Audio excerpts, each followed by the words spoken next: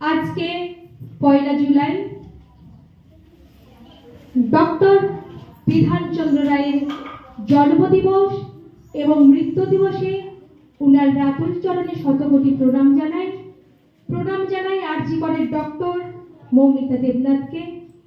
আর আজকের এই সভায় উপস্থিত আছেন আমাদের শিক্ষক, আমাদের প্রধান শিক্ষক, সহশিক্ষকদের আমার শ্রদ্ধা, ভালোবাসা, শুভেচ্ছা জ্ঞাপন করি। ভালোবাসা জানাই আমার স্নেহের ছাত্রছাত্রীদের। স্যাররা সবকিছুই বললেন, আমি শুধু তোমাদেরকে মজার কয়েকটি ঘটনা বলবো। উনাকে ধন্বন্তরী ডক্টর বলা হতো। 1882 খ্রিস্টাব্দের আজকের দিনেই উনি জন্মগ্রহণ করেছিলেন।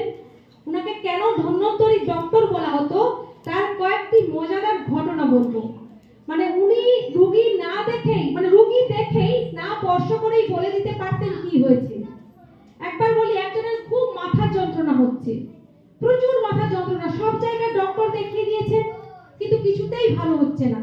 ডক্টর বিধানচন্দ্র রায়ের কাছে গেলেন, উনি এক ঝলক তাকালেন, তাকিয়ে প্রেসক্রিপশনে লিখে দিলেন উল্টো করে শুতে, মানে উনি যে দিকে শোয়েন তার বিপরীত দিকে শুতে। তো পেশেন্ট বাড়ি গেল, বাড়ি গিয়ে তার বাবাকে দেখালো, এর কোনো ঔষধ নেই, কোনো কিছু নেই, আমাকে উল্টো দিকে শুতে বলেছে। ওনার বাবা আবার ডাক্তারের কাছে গেলেন, বলে আপনি প্রেসক্রিপশনটা কি ঠিক করে লিখে দিয়েছেন না ওনার জন্য না অন্য কিছু ব্যাপার? তো উনি বললেন আমি প্রেসক্রিপশনে যা লিখেছি ওটাই করতে হবে। তখন সেই ব্যক্তি কি করলো, উত্তর দিকে মাথা করে শুতো, সে দক্ষিণ দিকে মাথা করে শোয়া শুরু করলো।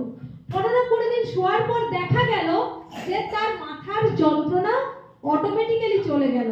কেন না, উত্তর দিকে শোয়ার জন্য পৃথিবীর উত্তর মেরু চুম্বক ক্ষেত্রের একটা তরঙ্গ সৃষ্টি হতো, যার জন্য তার মাথার যন্ত্রণা শুরু হতো। এক মহিলা, তার প্রচুর মাথা যন্ত্রণা হতো, দেশ বিদেশে প্রচুর ডক্টর উনি দেখিয়েছেন। আর ডক্টর বিধানচন্দ্র রায় যেমন একদিকে ডক্টর ছিলেন, একদিকে কিন্তু আমাদের মুখ্যমন্ত্রী ছিলেন। উনি কি করতেন, সপ্তাহের একদিন উনি বিনা পয়সায় রোগী দেখতেন। আর উনি যেখানে বসতেন ওনার দরজা থেকে বেশ খানিকটা হেঁটে আসতে হতো রোগীকে।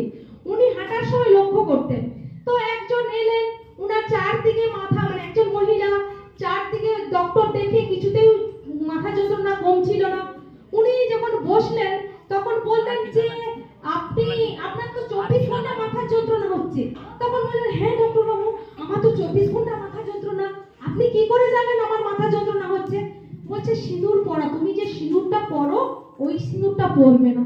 বলে এটা আবার কিছু মেডিসিন নেই? বলছে না, আপনি 1 মাস পর আসবেন। 1 মাস পর যখন উনি আসেন ওনার কোনো মাথা যন্ত্রণা নেই।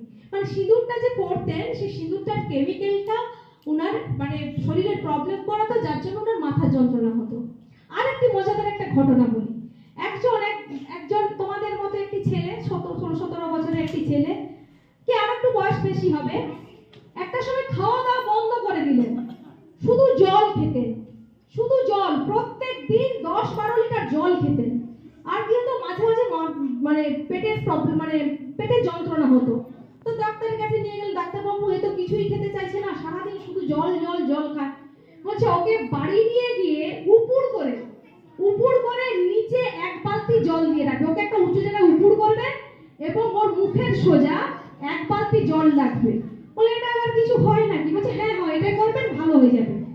দেখা গেল যে তাকে এই অবস্থা, সে বলছে জল পিপাসা পাচ্ছে, আমাকে জল দাও জল দাও। তাকে পায়ে বেঁধে রাখা হয়েছে যাতে সে দৌড়ে গিয়ে জল না খেতে পারে।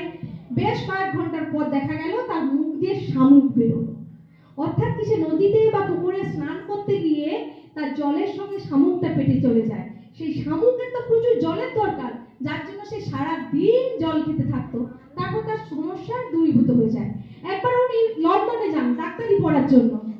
ডাক্তারি যেদিন উনি যান সেদিন কিন্তু অ্যাডমিশনের, মানে ডাক্তারি পড়ার যে অ্যাডমিশন তার ডেট মানে ক্লোজ হয়ে যায়। উনি ঘোরাঘুরি করছেন। এবার ওইখানের যে ডক্টর একজন যিনি দায়িত্বে আছেন, তিনি ঘোরাঘুরি দেখে উনাকে ডাকলেন, ডেকে বললেন যে আমার এই পেশেন্ট এসছে, আপনি বলুন এর কি রোগ হয়েছে। তখন উনি দূর থেকে দেখে বলছেন ওনার পক্স হয়েছে। বলছে আপনি শিওর? হ্যাঁ পক্স হয়েছে। পরের দিন দেখা গেল সত্যি সত্যি তার পক্স গোটা শরীরে বেরিয়ে গেল। তখন বলে মানে বিধানচন্দ্র রায়কে ডেকে পাঠালেন যে আপনি কি করে জানেন? না আমি ওনার শরীরের যে স্মেলটা পেয়েছি সেটা পক্সের গন্ধ। তখন ওনাকে যিনি দায়িত্বে ছিলেন থ্যাংক ইউ ইয়াং ম্যান বলে তারপরে উনি ওখানে ভর্তি হলেন। এইরকম একাধিক ঘটনা আছে যেখানে উনি রোগীকে না দেখে না স্পর্শ করে উনি রোগ বলে দিতে পারতেন বলে উনাকে বলা হয় ধন্বন্তরী ডক্টর। শুধু উনি ডক্টর ছিলেন না, উনি একজন মানব হিতৈষী ব্যক্তি ছিলেন। এবং আমরা যে রাজ্যে বসবাস করি সেই রাজ্যের কি বলা হয় রূপকার। এই গেল বিধানচন্দ্র রায়ের সম্পর্কে বলে, দিনের পর দিন ঘন্টার পর ঘন্টা চলে যাবে কিন্তু শেষ হবে না।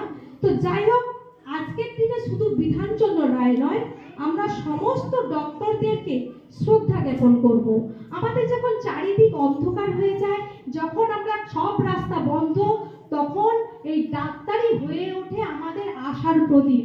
তার নিষ্ঠা, তার জ্ঞান, তার মানবিক স্পর্শ নিয়ে আমাদের কাছে তিনি হয়ে যান আশার আলো। ডাক্তারের এই যে স্টেথোস্কোপ পরে নাচলো না তোমাদের দিদিরা, এই স্টেথোস্কোপ শুধু একটা যন্ত্র নয়, হাজার মানুষের বিশ্বাসের প্রতীক। এই যে দিদিরা অ্যাপ্রন পরে নাচলো, ডক্টরের ড্রেস, এটা শুধু পোশাক নয়, এর মধ্যে থাকে দয়া, মায়া, মমতা, সততা এবং অক্লান্ত নিঃস্বার্থভাবে পরিশ্রম করার প্রতীক হচ্ছে অ্যাপ্রন। যে প্রেসক্রিপশন লেখেন, সেই প্রেসক্রিপশন শুধু প্রেসক্রিপশন নয়, প্রত্যেকটা রোগীর কাছে সেটা হচ্ছে আনন্দের হাসি, বেঁচে থাকার রসদ।